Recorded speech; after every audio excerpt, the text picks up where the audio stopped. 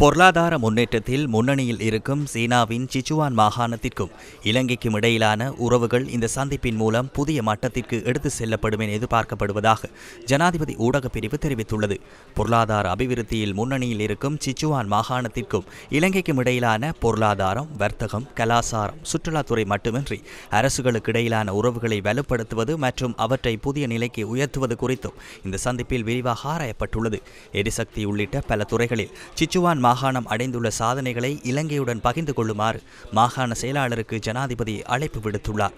இலங்கை தற்போது பொருளாதார ரீதியாக ஸ்திரமடைந்து வருவதாகவும் வெளிப்படையான ஆட்சியின் கீழ் முதலீட்டிற்கு மிகவும் சாதகமான சூழல் தற்போது நாட்டில் ஏற்பட்டிருப்பதாகவும் ஜனாதிபதி இதன்போது கூறியுள்ளார்.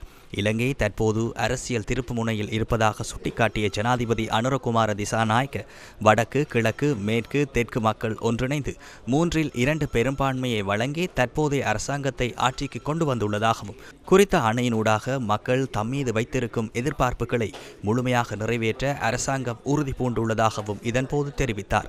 வெளிவிவகார, வெளிநாட்டு வேலைவாய்ப்பு, சுற்றுலா அமைச்சர் விஜித ஹேரத், போக்குவரத்து, நெடுஞ்சாலைகள், துறைமுகங்கள், சிவில் விமான சேவைகள் அமைச்சர் பிமல் ரத்நாயக் ஆகியோரும் இந்த சந்திப்பில் பங்கேற்றிருந்தனர். ஜனாதிபதி சீன தேசிய விஞ்ஞான தொழில்நுட்ப மற்றும் விவசாய நிலையத்தையும் இன்று பிற்பகல் பார்வையிட்ட பின்னர் நாடு திரும்ப உள்ளார்.